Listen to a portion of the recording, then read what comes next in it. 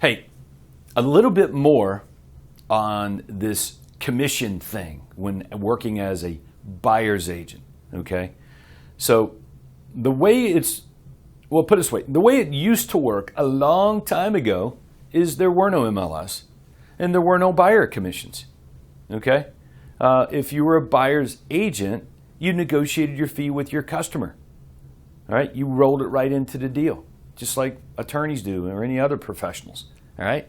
So then all of a sudden, somehow something changed and started doing it a different way, and it really got ugly, okay? Here's what I mean by ugly.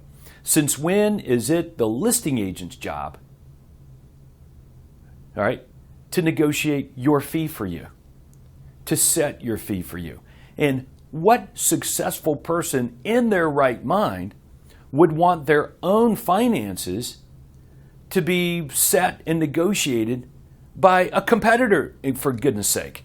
That's the most stupidest thing I've ever heard in my life, okay? So since when is it the listing agent's job to negotiate your fee for you, okay, and pay you? All right, so let me play it out for you, okay? What seller in their right mind would go along with this? Okay, you ready? All right, we'll just role play it out. I'll pretend like you're the seller and I'm your agent. Okay, you ready? Okay, all right, seller. All right, thank you for your business today. Thanks for your listing. We're going to go about selling that thing. Now, here's what I'm going to do.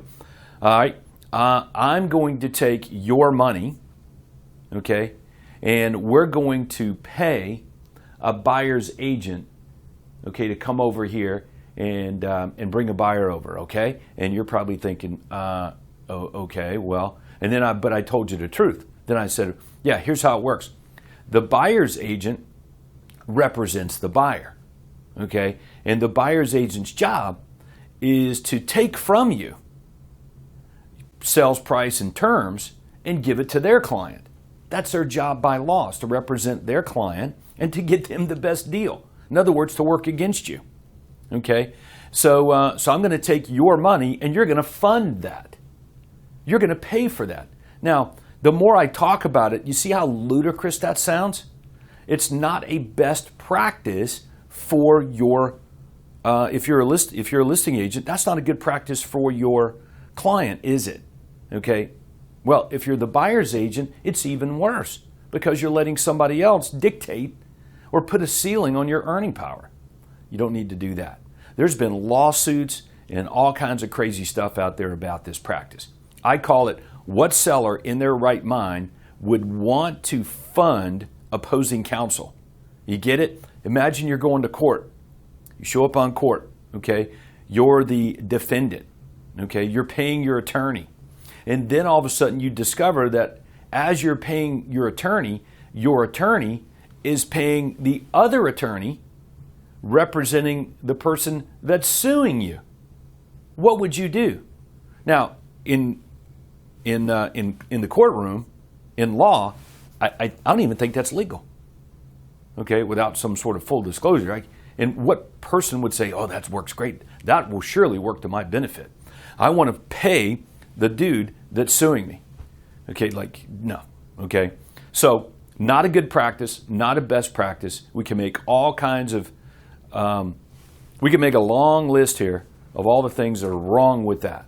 Okay, so as a buyer's agent, all you need to do now is say, look, if a listing agent and a seller have gotten together and decided to pay anything to a buyer's agent, that's fine, okay? That's just that much less that you need to collect or work into the deal of your fee, okay? So if my fee's 3.5 and a listing agent and a seller got together and decided they were going to pay out 2.5, then guess what? I'm only looking at collecting a 1% deficiency through the proceeds of sale. It's that simple. That's all I'm looking at it.